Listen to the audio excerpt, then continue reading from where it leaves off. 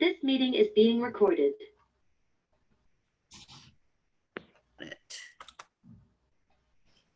Okay, everybody, welcome. Stay safe and warm. I was just saying that I went out to run some last minute errands that I stupidly forgot to do yesterday evening. And I was slipping and sliding, but I think I have everything I need now.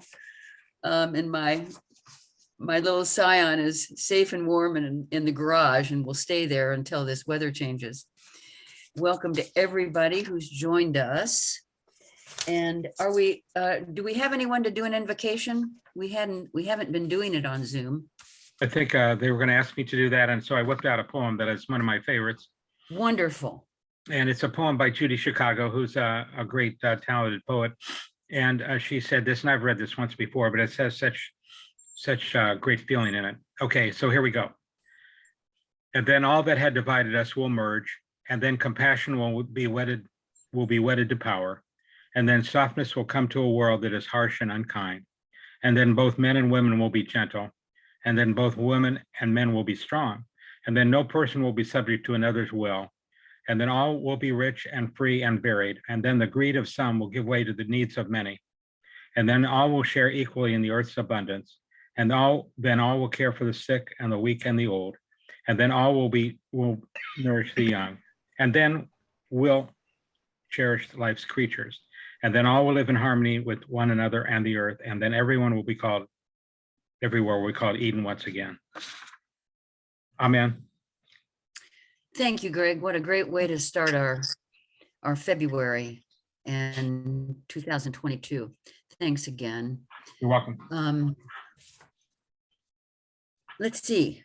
A few announcements. Thank you, all of our members, and especially those who are celebrating Kiwanis anniversaries. Eugene Schulstad, 37 years. Chuck Cotterman, 16 years.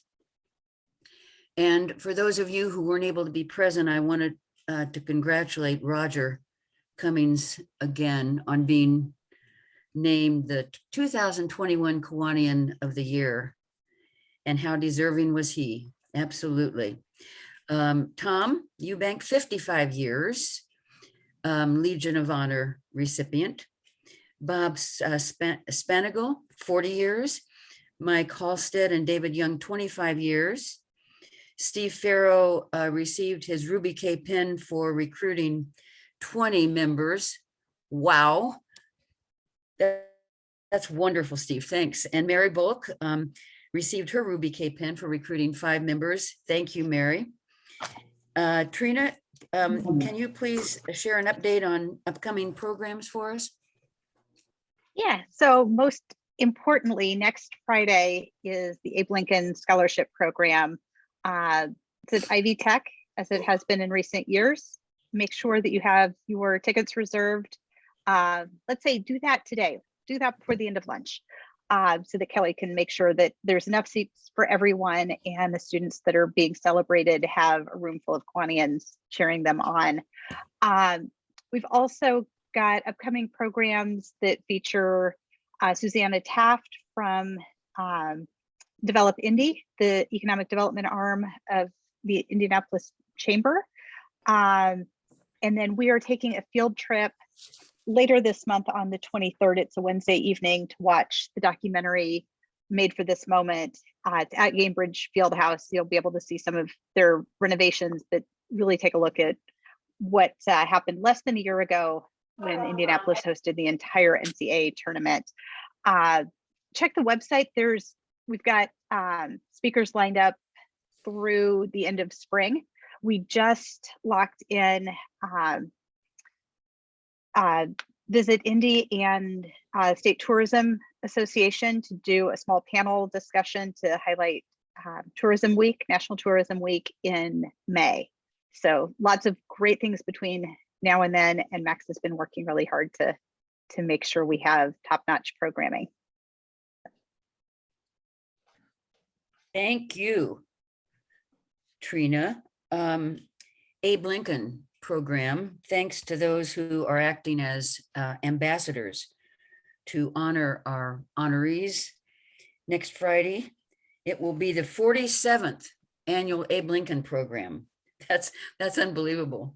40, Jiminy Christmas. As hosts, our ambassadors are essentially adopting a student for that event.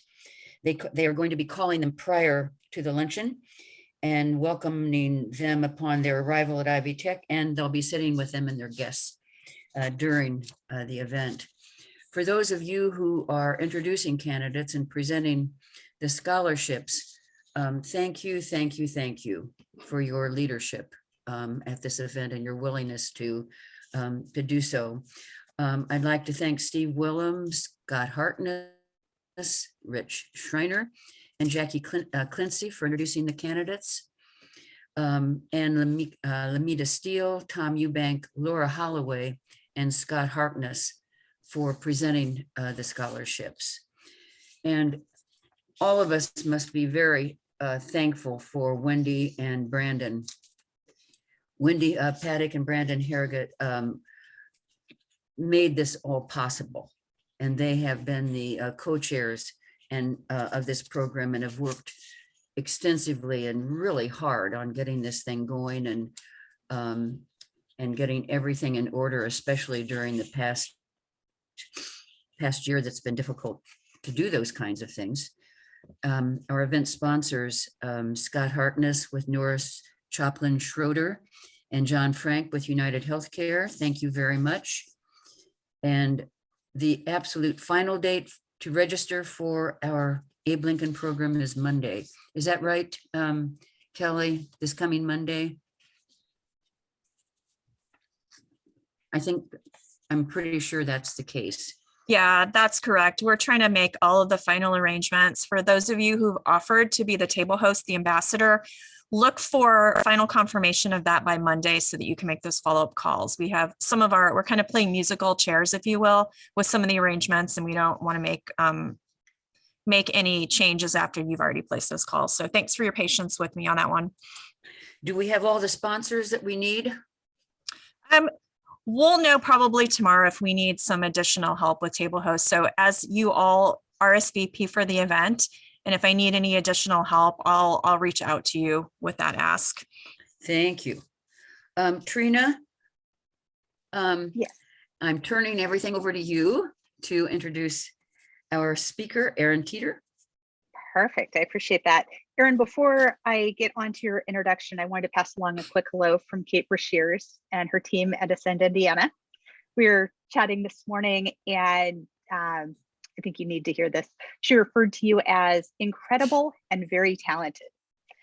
So, fellow Kiwanians, I would like to introduce you to the incredible and very talented Erin Teater.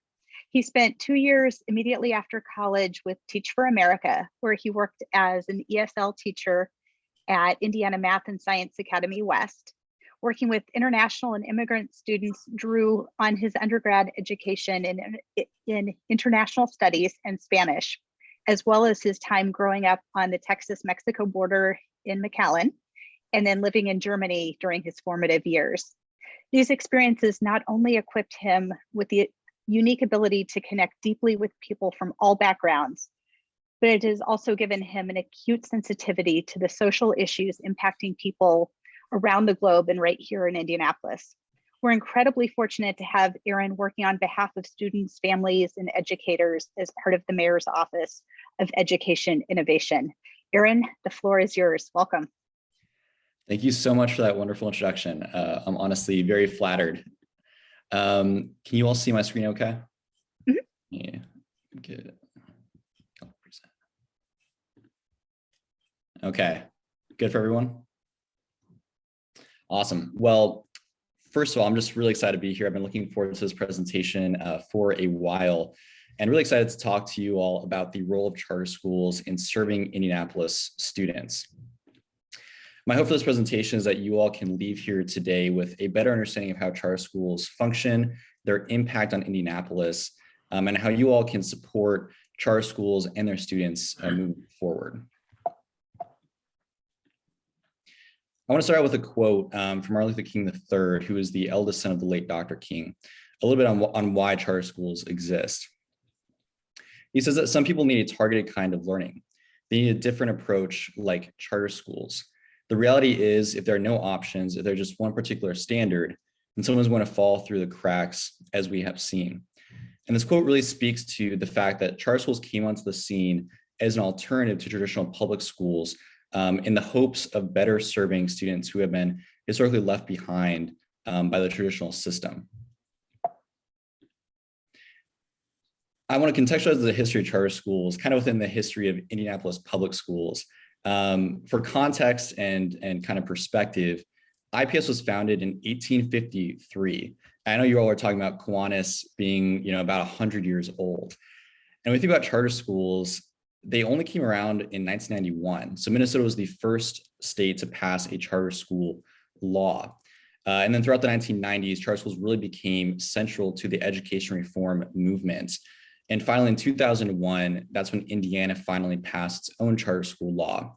And shortly after that, in 2002, the first charter schools opened, with 3 sponsored by my office, the Mayor's Office of Education Innovation. So what has happened since 2002? Well, in 2002, like I said, there were 3 charter schools in operation. In 2022, there are now 45 schools in operation, with 2 more on the way that'll be opening this fall. So we will have a total of 47 schools serving students across Indianapolis. And I think this graph really shows how much charter schools have grown over the past 2 decades, and in many ways have completely reshaped the landscape of education here in this city.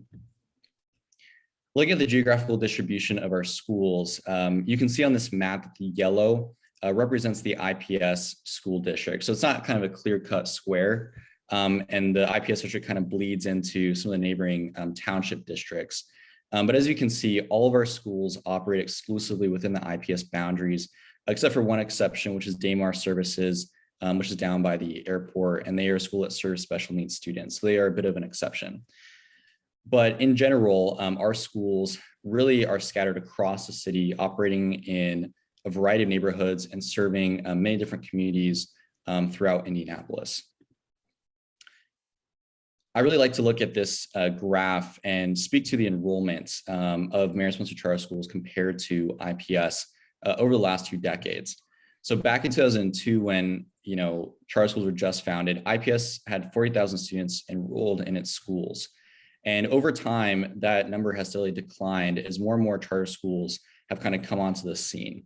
And so today we have about 18,000 students that we serve across our portfolio, compared to about 25,000 students for IPS.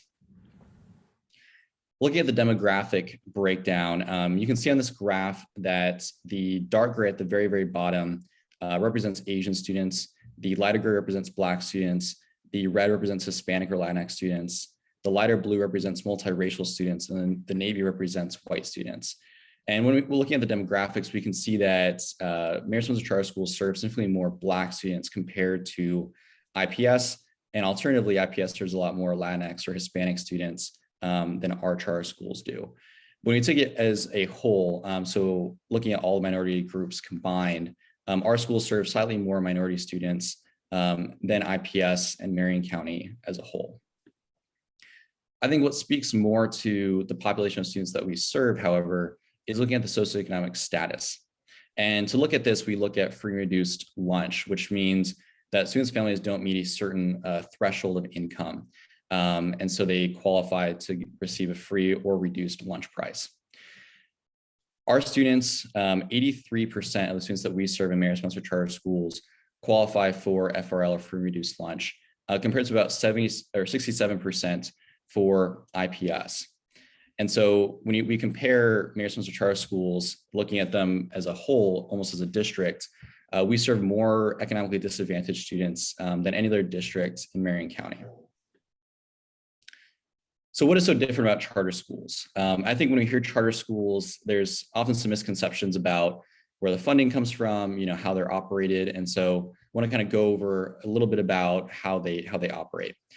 And so you can see in this first line, I wrote that they are both publicly funded. So charter schools and traditional public schools actually have the same funding stream in terms of federal and state dollars. So they get based on their enrollment numbers, based on the number of students that are enrolled at the school, they receive a certain amount of dollars per student. And so that's kind of where the similarities stop, however. And the biggest difference is in how these schools are governed. And so as you can see, charter schools are governed by a 501c3 nonprofit board. So charter schools are considered a nonprofits. So each individual charter school has its own board that oversees the operations of the school. Compare that to, a traditional district school like IPS. There's one school board that oversees all of IPS. So those two are very different. And then when you look at how the district operates, traditional public schools have a lot of strict regulations. They must adhere to district policies. And that kind of limits their ability to try out new things, try new models.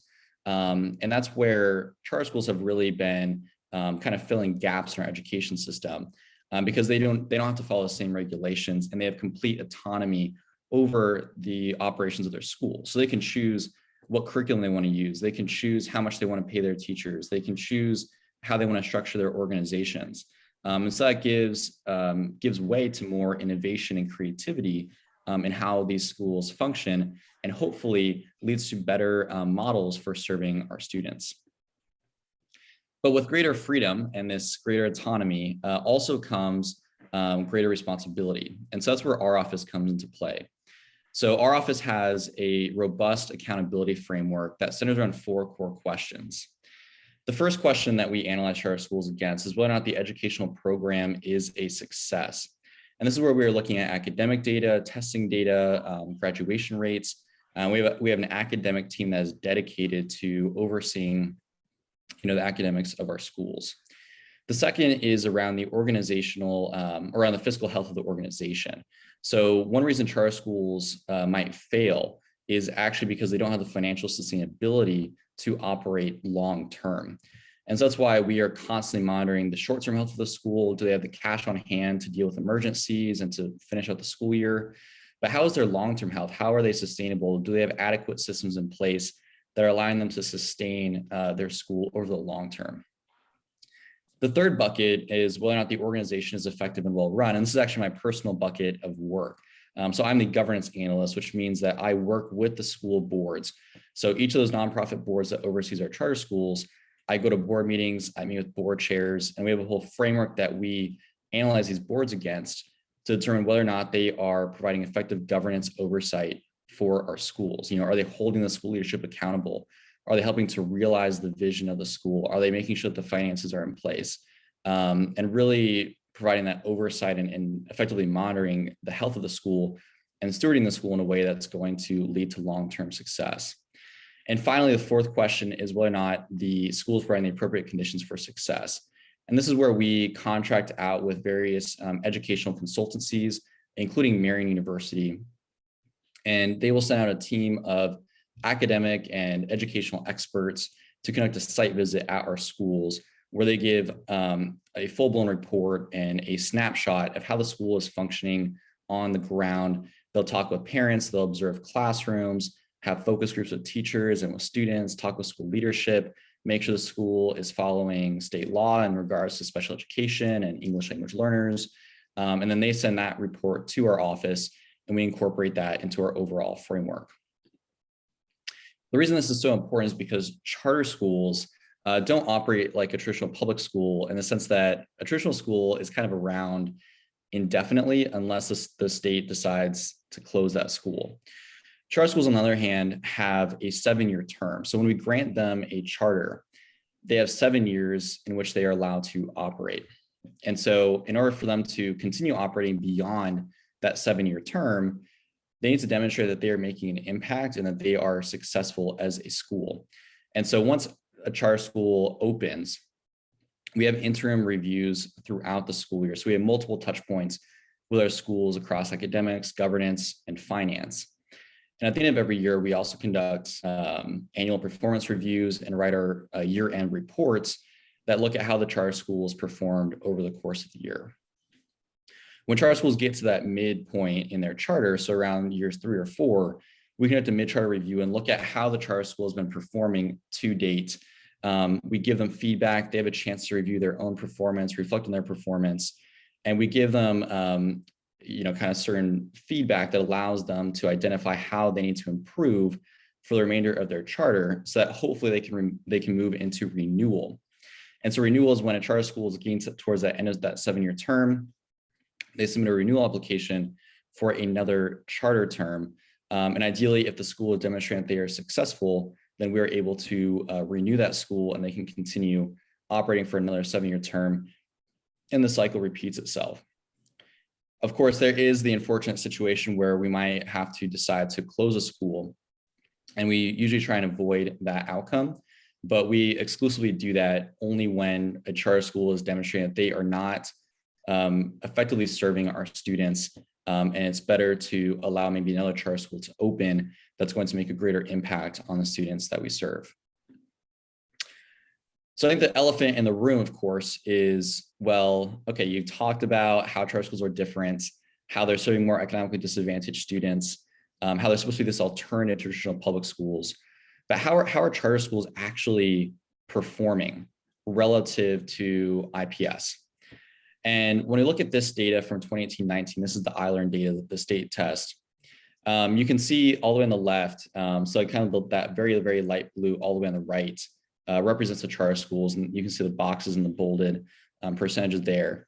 And then immediately to the left of that, that's IPS. And so when we think about how charter schools are performing, in 2019 on the I-Learn test, the overall pass rate, charter schools outperformed IPS by 11.3 percentage points.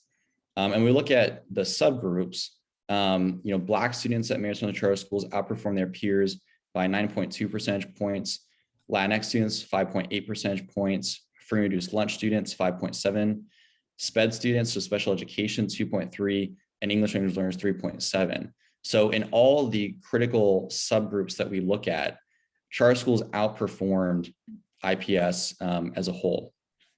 And so this is really critical data to look at, because if charter schools are to exist as an alternative, we need data like this to show that they are being effective and actually improving upon the traditional public school model.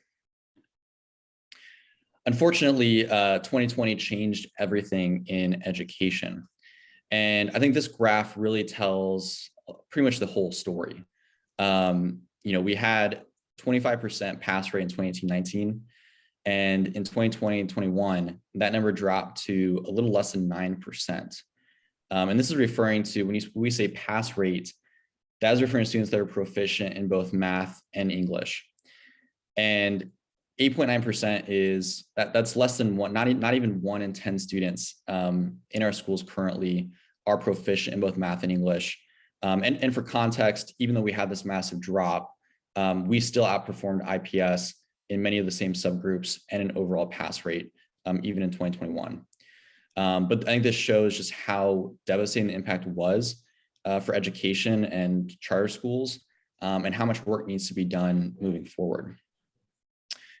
And aside from the academic impact, education has been severely impacted by the pandemic in other ways. We've been suffering from teacher shortages, so a lot of our schools, and this is across, not just charter schools, but education as a whole, and like many other industries in the United States, we're struggling to have the talent to fill open teacher positions. And there's continuous COVID-19 disruptions, widened learning gaps. So students that were maybe behind a year are now behind 2 or 3 years and have to work to make up that ground.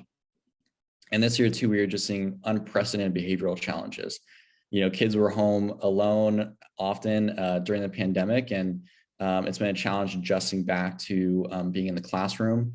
And also, when you are struggling academically, you're further behind. That's just led to a lot more behavioral challenges. And so it goes without saying, it's been a very challenging time for schools in general, not just charter schools, but there's a lot of work that we need to be doing to support our students and get them back to where they need to be.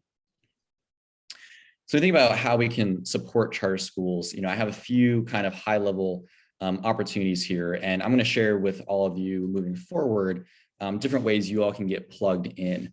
But these are kind of some of the common ways that you can support charter schools.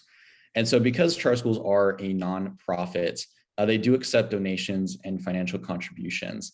And this is a very common way for people to support charter schools, because you can make a donation to another organization that's doing work halfway across the world and not necessarily see the impact of your dollars. But when we think about charter schools, when you make a donation to a charter school to help a project or to fund a library or anything like that, you see the immediate impact of those dollars, because you give that money and you can see the books on the shelves the next day. There are also a lot of volunteer opportunities at our charter schools. There are always events.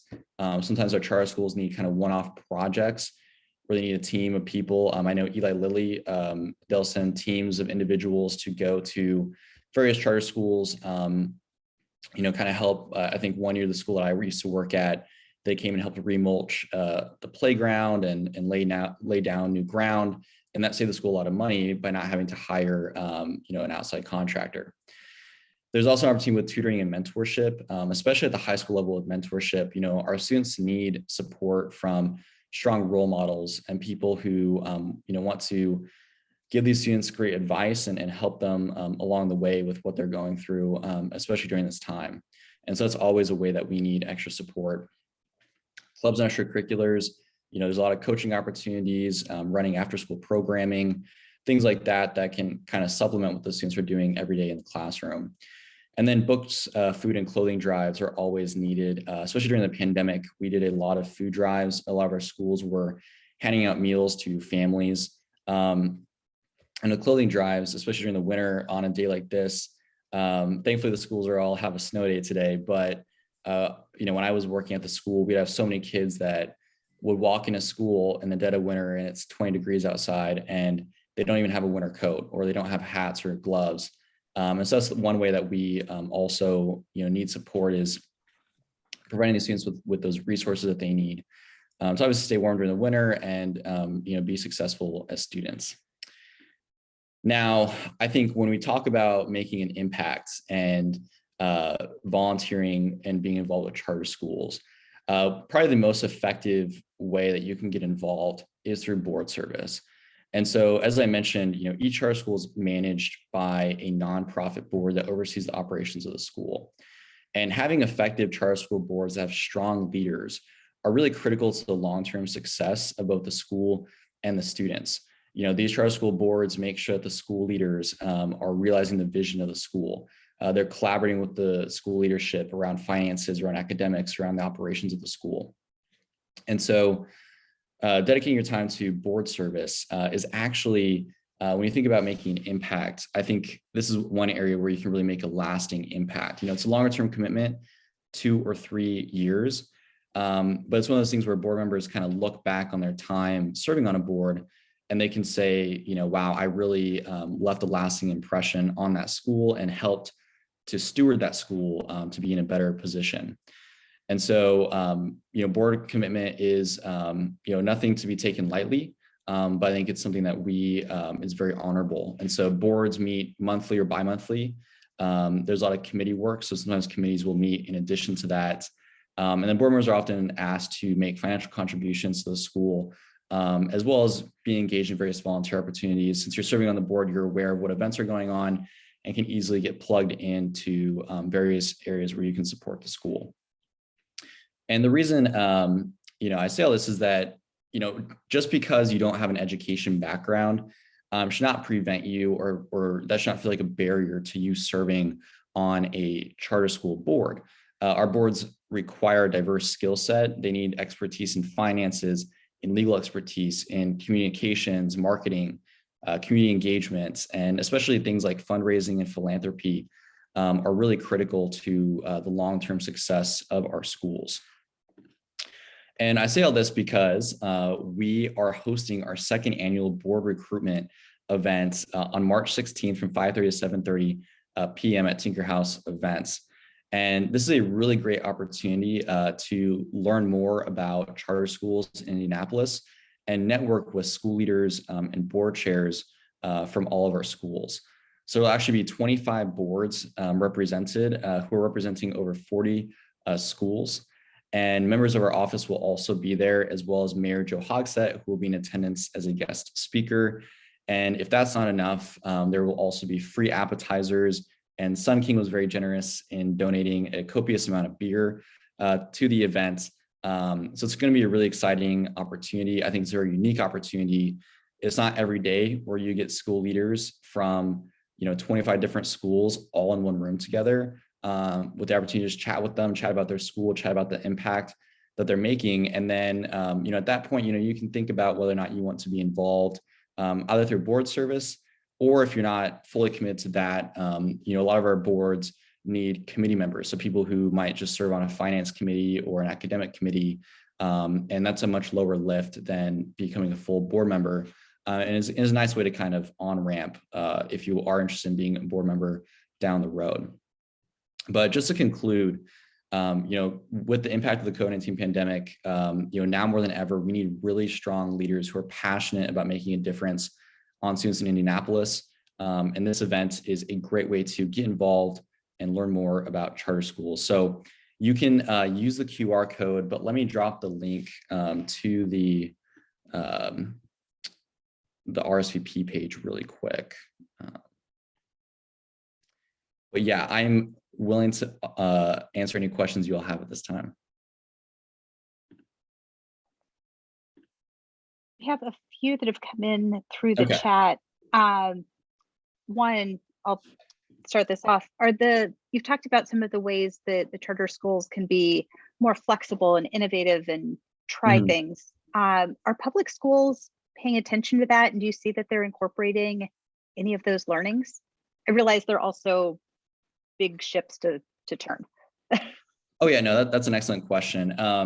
So Indianapolis Public Schools has actually, especially in recent years, worked very closely with our office and with charter schools. So IPS has what are called their innovation schools. I'm sure some of you have heard this term thrown around as these innovation agreements. And so actually 7 of our current charter schools are operating in former IPS schools. So these are schools that IPS, for a variety of reasons, ended up closing. And they've essentially given the keys to that school to one of the charter school operators who come in with the intent of restarting the school and turning it around to be more successful. And so we currently have 7 of those schools in operation. So IPS also has other innovation agreements where they kind of give certain schools a bit more freedom to operate. And so IPS has definitely made strong inroads in that area. And I would say we have a pretty good relationship with IPS at this point, just given that we have multiple schools that are operating in former IPS buildings. Nice. That feeds nicely into Nancy's question about whether the former Broad Ripple High School might be a space that could be utilized for a charter school. Yeah, that's a great question. I'm not 100% sure. We do have another high school opening in the Broad Ripple area, one of the Purdue Polytechnics. I'm not sure though, you might have to ask IPS about that. Let's see. Greg had a question about why are the mayor-sponsored charter schools only in the IPS district?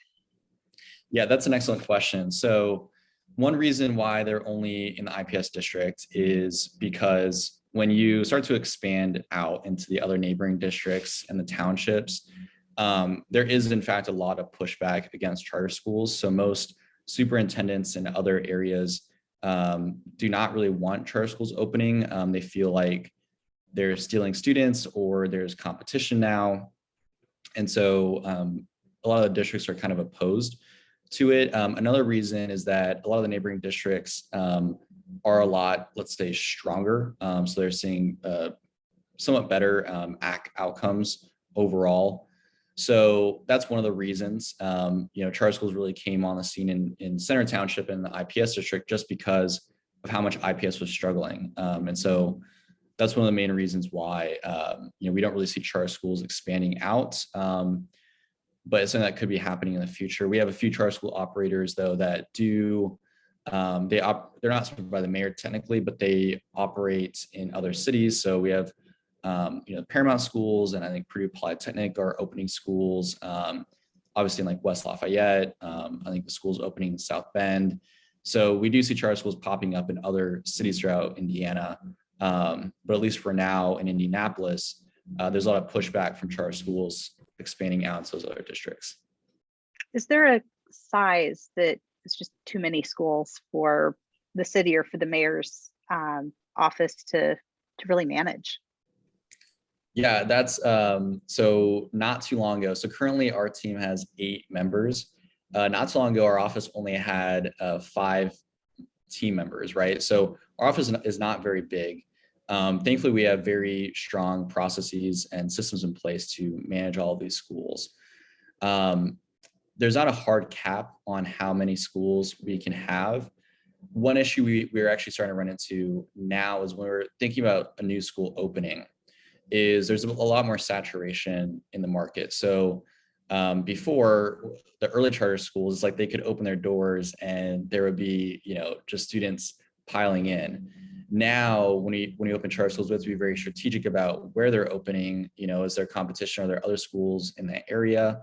And so I think there is a point where there's some of that natural market saturation where, there's only so many students in Indianapolis. So that's why we try to maintain very high standards. And I think that puts pressure on schools to perform better too, because they know if they're not performing up to standard, there are other people or other charter school operators who might want to open a school. And so if a school is underperforming, they run the risk of, well, they might shut us down and then give, this other operator a chance to perform better. And so there's kind of that natural market saturation that's happening. Yes, thank you.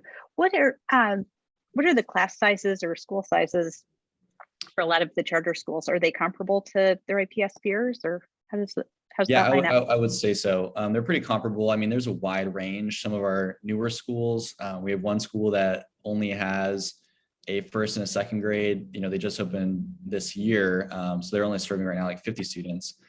And then we have schools like Victory College Prep, some of the Purdue Polytechnics that are very large. We have some K-12s, who combined have, are pushing 1,000 students.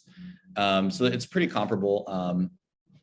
But there's a wide range of class size. It really depends on the school. But for the most part, we try and keep class sizes down. But at time, it really depends on what school you're talking about. And unfortunately, with the teacher shortages right now, there's a lot of challenges around making sure you have enough teachers, to provide kind of a smaller student to teacher ratio. So I've been hogging the mic. Others, please chime in, drop them in the chat, speak up. Erin, I've got a personal question for you while we're waiting on others. What gets you excited about the students that you're seeing, about the buildings that you're supporting? What's hopeful in this space? Yeah, no, I think, well, for me, I worked in one of these schools for a couple of years. And so, I kind of know the students that I was working with. And so I think about them often, and, the impact that we're having on those students. And I think it's seeing, obviously when we look at the iLearn data, from 2018-19, we kind of see the impact that our schools are having. And I think it's just, I get very passionate about providing more to students beyond just academics. I'm really big on, obviously my presentation was very academic data focused, but I get really passionate about, giving these kids mentorship, giving these kids other opportunities to engage. One example, so one project I personally worked on that got me really excited was the 21st Century Scholars Program. So we had a lot of our middle schools. So if you're not familiar with the 21st Century Scholars Program, it provides, it covers complete in-state tuition. So if you get accepted to Notre Dame or you get accepted to IU, they cover all of your tuition fees. And especially for our students who come from economically disadvantaged backgrounds, that's a real difference maker in terms of allowing them to attend college. And so a lot of our middle schools were kind of struggling with enrollment because students need to enroll at the middle school level before moving on to high school. And so we did a whole project around kind of looking at best practices and giving our middle schools, making sure middle schools are putting more priority on getting students enrolled in that program. And so, we're now getting a lot more students enrolled in that program, and that's going to have a long-term impact on these students. And so that's one example of kind of what gets me really passionate and fired up is when we can do those kind of initiatives and those interventions. And I think that's a bit more possible when we have that flexibility.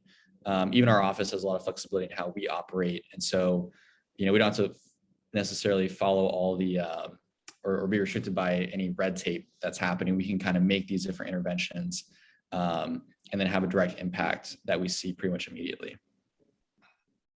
Thank you. Aaron, I appreciate you taking the time to speak with our club today. Some of the stats that you were throwing out were, at least to me, alarming. One of the stats you put out there, that one of your first couple slides was talking about free or discounted lunch. Did I see that correctly, that the majority of students receiving free or discounted lunch? Yeah, about 83% of our students receive free and reduced lunch. But even statewide, it was still a majority that were getting. I can go back and I thought it was 50 some percent, but it's in the middle of warming up my lunch, so I don't know if I was catching it all or not. But yeah, no, you're accurate. Yeah, about 48% statewide qualify for free and reduced lunch. What's the criteria? I can't tell you off the top of my head, but it's basically a certain income threshold.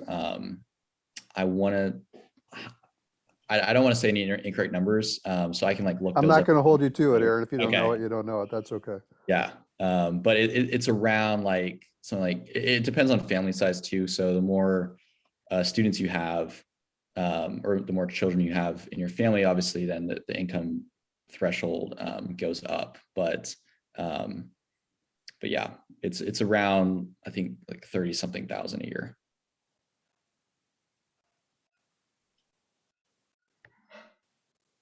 I think this is Department of Ed. It's 185% of federal poverty guidelines. So with one child, it's 23,000. Okay. And for me, that's shocking that we as a society accept that a family can make that little. So that's my tangent. Keep going. Yeah, no, it's very frustrating. But I think it just speaks to how much work we need to do. And I think, education is where a lot of this starts. And so I think improving the educational outcomes of our students, puts them in positions to be successful long-term and hopefully make more income in the future. Of course, maybe certain things need to change at a societal level, so we don't have so many people living close to the poverty line. But it really starts with education and giving our students the resources and tools and experience and knowledge to lead successful lives. Hey, Aaron, I have a quick question for you, and thanks for being here today talking to our club. Going back to the iLearn test results and comparing that from before COVID versus during COVID, what are the schools' plan to kind of rebound from that, if you will? Yeah. For lack of a better term, just because that's a staggering difference. And if the IPS schools are even lower than that, it just seems like we're really going to be looking at a generational learning deficiencies. No, we really are.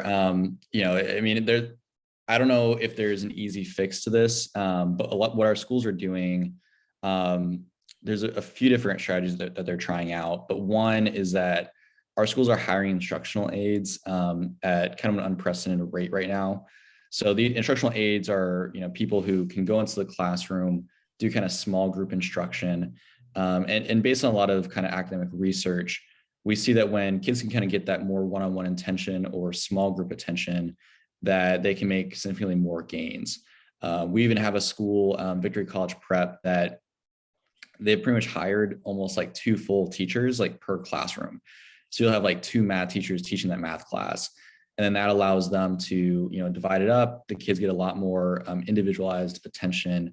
So I'd say that's the leading strategy right now, is just getting more personnel in place to provide that more targeted intervention. I think there's a lot. And then when you have those additional, additional personnel, you can look at the data more closely, do more data reviews, and then you can kind of see where various kids are, where their gaps are, and then you have the personnel that can go in and do that kind of targeted intervention. Whereas when you only have one classroom teacher, and they might have 30 kids in a class, it's very difficult for them to always do those interventions because they're trying to account for the kids that are ahead of schedule and the kids that are maybe falling behind. So having more personnel in place is one way our schools are trying to make up for that difference. Schools have been looking into additional, so summer learning is a big one. Having like summer, I think they call it like whatever, summer like boot camps and like recovery programs for math and English over the summer. So there's a lot of investments going into those areas.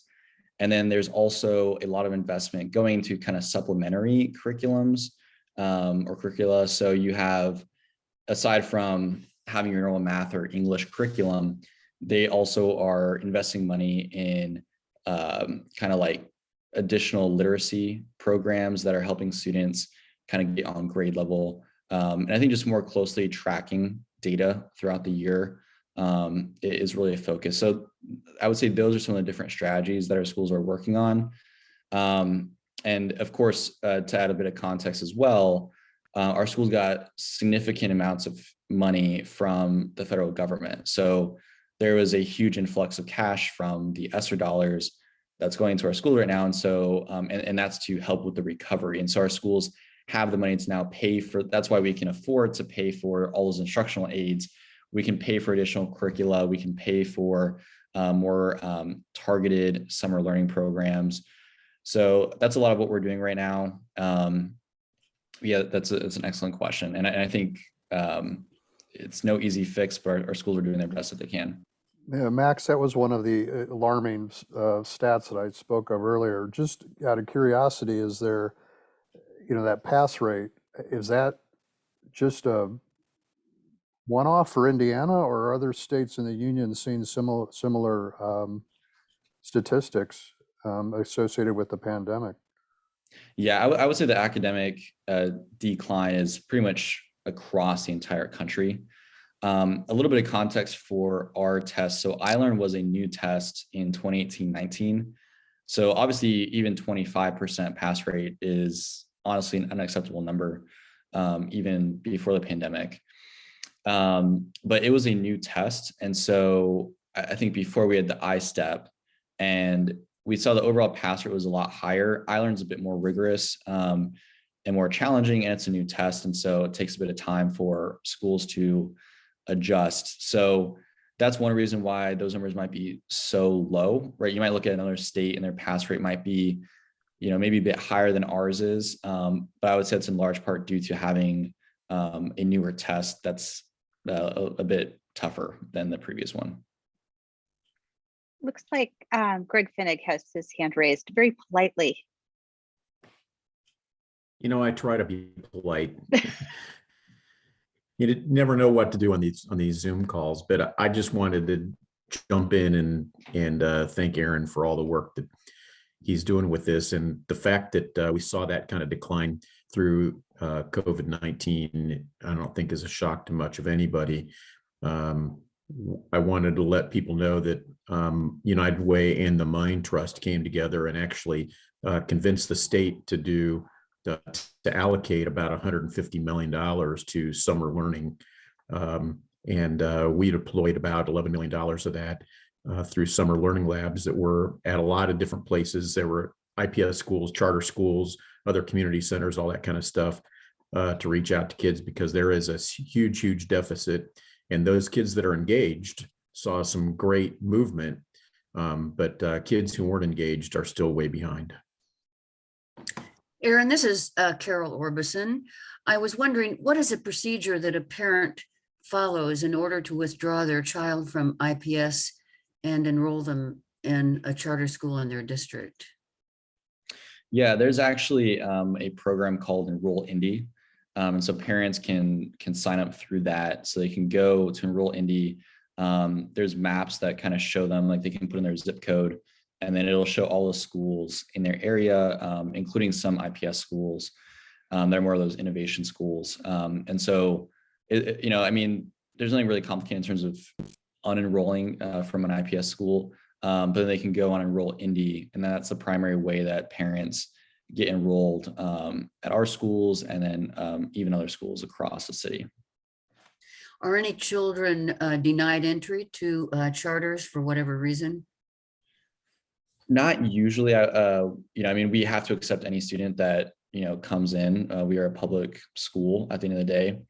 And so I think the only time might be if there's prior like behavioral challenges or, maybe they were expelled from another school and then we might not, there might be a conversation around whether or not to allow them. But overall, we have to have our doors open to all students. Thank you. Does anyone have any additional questions for Erin? This has been fascinating for me. Yeah, I was and just I'm going to sure for say, everyone. oh, sorry about that, Carol. Didn't mean to speak over No, you. go ahead. As we wrap up, there were a couple notes or a couple reminders that were put in the chat. One, we have a grant program as part of our foundation. It'll open each summer that helps fund innovative ideas, pilot projects, things like that. Erin, I'll make sure you guys have the information for that if that seems to be a fit on your end. And then Kelly reminded us that through our foundation, we have a number of scholarships for high school students throughout the year. Erin, if you can make sure we get the best contact information for leadership or guidance counselors at the schools, so we can make sure that they have that application information. You had heard during the opening about the Abe Lincoln Scholarship. Our club gives 50-some thousand away each year to students that have overcome adversity. And that's just one of the opportunities we'd love to get in front of your students. Yeah, no, that'd be fantastic. Yeah. I'm so grateful that you spent time today and shared both on how the club as a whole can support and then individually. I certainly see the need for us to step forward as tutors and mentors and things like that, especially helping to close the gap. So I'll turn things back over to Carol, but thank you so much. Thank you so much for having me today. Thank you again, Erin. This was just a wonderful program. Due to this COVID thing, we had hoped to have you in person, but this has been just as good. You've done a beautiful job, and the information that you've given us all is for me, I didn't know much of anything about these programs, and so I was really appreciative of the information that you gave us. We are going to present you with a certificate of appreciation for the time that you've spent with us today. In addition to which, a donation will be made in your honor to Kids Voice of Indiana. This is an organization whose mission is to serve Indiana's children and families by providing legal education, advocacy for children, and family visitation through our programs. Once again, thanks to everyone who was able to attend today. Stay safe. And I think this brings our program to a close. Thank you, Erin. All right. Thank you so much. Bye, everyone. Thanks, guys.